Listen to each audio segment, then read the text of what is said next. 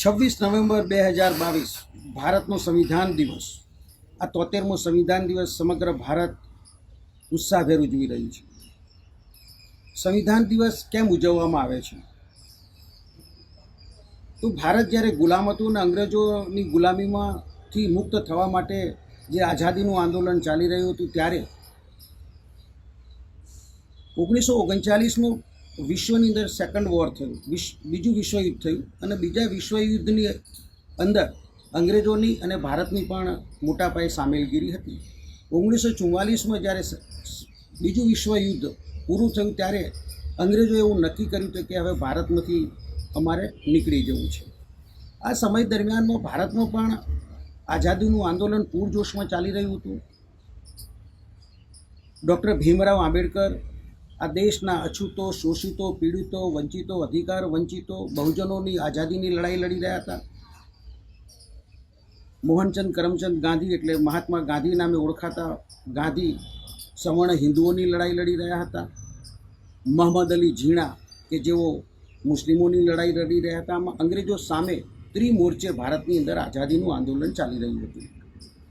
આ સમયમાં મહાત્મા ગાંધી સમગ્ર દેશ ઉપર છવાયેલા હતા અને 1942ની જે ચળવળ થઈ હિન્દ છોડો, જે નિર્ણાયક સાબિત થઈ આઝાદી માટે, અને આ વખતે અંગ્રેજોએ ભારત સાથે જે સમાધાન કર્યું અને એ સમાધાનની અંદર ભારતનું વિભાજન કરવામાં આવ્યું અને ભારતના વિભાજનની અંદર પાકિસ્તાન અને ભારત આવા બે દેશોનું નિર્માણ કરવામાં આવી રહ્યું હતું। આ સમય દરમિયાનમાં જ્યારે 1945માં પ્રાંતીય ધારાસભાઓનું ઇલેક્શન થયું, ત્યારે ડૉક્ટર ભીમરાવ આંબેડકર જે સંવિધાન સભા બનવાની હતી એમાં ચૂંટાયેલા પ્રતિનિધિઓ મોકલવાના હતા। ડૉક્ટર ભીમરાવ આંબેડકર જ્યારે ચૂંટણી લડ્યા, પણ તેઓ ચૂંટણી કોંગ્રેસના એક ઉમેદવાર સામે હારી ગયા। ત્યારે ખૂબ હતાશ અને નિરાશ થયેલા ડૉક્ટર ભીમરાવ આંબેડકરે ફરીથી બંગાળની અંદર જોગીન્દ્રનાથ મંડલ નામના એક અછૂત વ્યક્તિ હતા, જેઓ વિદ્વાન હતા, એમણે ડૉક્ટર બાબા સાહેબ આંબેડકરને બંગાળમાં બોલાવ્યા। એમણે રાજીનામું આપ્યું અને બાય ઇલેક્શનમાં ડૉક્ટર ભીમરાવ આંબેડકર સંવિધાન સભામાં જવા માટે ત્યાંથી ઇલેક્ટ થયા। જ્યારે સંવિધાન સભામાં જવા માટેની 9 જૂન 1946ના રોજ મિટિંગ થઈ, તો બાબા સાહેબ આંબેડકર પણ તેમાં હાજર હતા। એ વખતે આ સંવિધાન સભાની કેબિનેટમાં મંજૂરી મળી। 29 ઓગસ્ટ 1946ના રોજ ડૉક્ટર ભીમરાવ આંબેડકરના સંવિધાન સભાના અધ્યક્ષ બનાવવામાં આવ્યા। જ્યારે સંવિધાન સભાની રચના કરવામાં આવી ત્યારે 389 જેટલા સભ્યો એની અંદર હતા, પરંતુ ભારત પાકિસ્તાનનું વિભાજન થતાં 298 જેટલા સભ્યો એની અંદર હાજર રહ્યા હતા।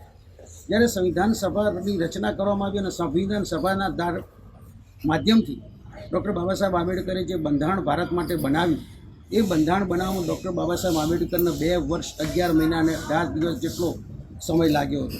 તેઓ સતત રાત દિવસ કામગીરી કરી અને ભારતનું સંવિધાન, પ્રજાસત્તાક સંવિધાન, આ દેશના બહુજનો માટે કંઈ કરી શકવાની આશા સાથે તેમણે આ સંવિધાન બનાવ્યું। આ સંવિધાનની અંદર આ દેશના જે શોષિતો, પીડિતો, વંચિતો, અધિકાર વંચિતો જે સમાજ હતો, એમની જે ઉપેક્ષાગ્રસ્ત સમાજ હતો, એમના માટે સંવિધાન સભામાં આગવું વિધેયકો લાવી અને આગવા આર્ટિકલો બનાવી અને તેમણે જોગવાઈ કરી, જેમાં ખાસ કરી આદિવાસીઓ માટે પણ બાબા સાહેબ આંબેડકરે ખૂબ મહત્ત્વનો રોલ અદા કર્યો અને અનુસૂચિ 5 અને અનુસૂચિ 6 માટે એમને વિશેષ અધિકારો આપવામાં આવ્યા। આમ સંવિધાન સભાના માધ્યમ થકી એના અધ્યક્ષ તરીકે ડૉક્ટર બાબા સાહેબ આંબેડકરે ખૂબ જ મહેનત પછી લગભગ 500 પાનાનું આ સંવિધાન તૈયાર કરી અને 26 નવેમ્બર 1949ના રોજ સંવિધાન સભાના કેબિનેટની અંદર ભારતમાં સુપરત કર્યું, જેના કારણે ભારત સરકાર દ્વારા 2015માં માનનીય વડાપ્રધાન નરેન્દ્ર મોદી સાહેબે સામાજિક ન્યાય અને અધિકારી વિભાગ દ્વારા આ સંવિધાન દિવસ તરીકે ઉજવવાનું નક્કી કરવામાં આવ્યું અને સંવિધાન જે બનાવવામાં આવ્યું છે એની મૂળ કોપી સંસદ ભવનની અંદર જે અત્યારે મોજૂદ છે એને 2 ભાષાઓમાં બનાવવામાં આવ્યું હતું, અંગ્રેજી અને હિન્દીમાં। સંવિધાન સભાની જે પ્લેમ્બર છે એટલે એની પ્રસ્તાવના છે, 398 જેટલા એના આર્ટિકલ છે, એની 12-24 જેટલી એની અનુચ્છેદ છે।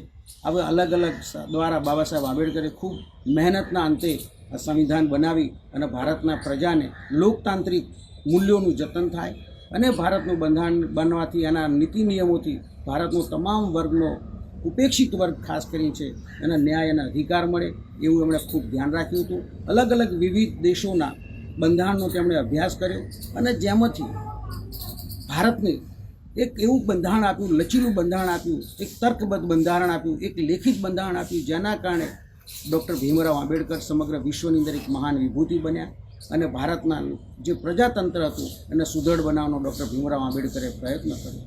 પરંતુ મારે આ તબક્કે કહેવું છે કે સંવિધાન સભામાં જ્યારે બાબા સાહેબ આંબેડકરના 9મી ઓગસ્ટ 1946ના રોજ એમની વરણી કરવામાં આવી ત્યારે ગાંધીજી અને અમુક લોકો બાબા સાહેબ આંબેડકર સંવિધાન સભામાં ન જાય એના માટે પણ એમને પૂરતા પ્રયત્નો કર્યા હતા અને જે પ્રાંતીય ધારાસભાનું ઇલેક્શન થયું એમાં બાબા સાહેબ આંબેડકરને હરાવવામાં આવ્યા હતા અને એ વખતે એવું કહેવામાં આવ્યું હતું કે બાબા સાહેબ આંબેડકર માટે આ સંસદના દરવાજા નહીં પણ બારી બારણા અને વેન્ટિલેશન પણ બંધ કરવામાં આવ્યા છે. પરંતુ બંગાળની પ્રજાએ અને ખાસ કરીને જોગીનાથાન મંડળ દ્વારા જ્યારે આ વાત હતી ત્યારે બાબા સાહેબને બંગાળમાં લઈ ગયા અને બંગાળમાંથી જે ચંડાલ જાતિના લોકો હતા એ લોકોએ બાબા સાહેબને એ ચૂંટણીમાં જીતાડ્યા અને મૂક્યા અને જેના કારણે આજે આપણે આ લોકશાહીનો લાવો લઈ રહ્યા છીએ. આપણા અધિકારોનું આપણે જતન કરીએ. આવો આપણે સૌ સાથે મળી બહુજન સમાજને મારી ખાસ નમ્ર અપીલ છે A3 ક્લબ દ્વારા કે ભારતનું બંધારણ એ વિશ્વનું શ્રેષ્ઠ બંધારણ છે. આ તમારા અધિકારોને જો તમારે બચાવવા હોય તો સંવિધાન બચાવવું પડશે.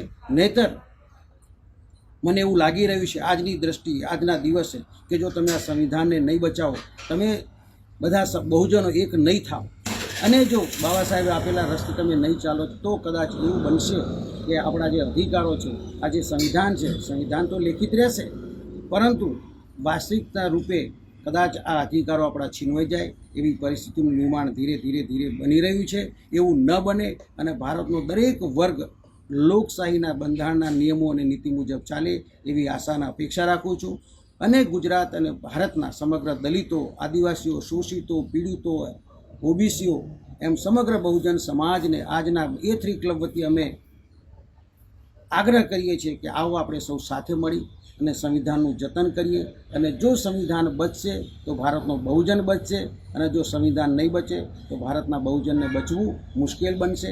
એટલે મારી 2 હાથ જોડી અપીલ છે કે આવો સૌ સાથે મળી પૂર્ણ એક વખત બાબા સાહેબે આપેલા સંવિધાનને વિશ્વ ગુરુ જે બાબા સાહેબ આંબેડકરને મહાન વિશ્વ નેતા તરીકે જેણે આખા દેશની અંદર જેમણે પ્રસિદ્ધિ કરી છે, આ દેશનું જેમણે એમ કહેવાય કે કાયદો અને વ્યવસ્થા, કાનૂન વ્યવસ્થા જેમણે બાબા સાહેબ આંબેડકર દ્વારા આપણા દેશને મળ્યું છે અને સમગ્ર વિશ્વમાં આ બંધારણના કારણે ભારતની જે ગરિમા છે એ ગરિમાને જળવાઈ રહે એવી આશા અને વિશ્વાસ સાથે જય ભીમ, જય મુનિયા સાહેબ, નમો બુદ્ધાય.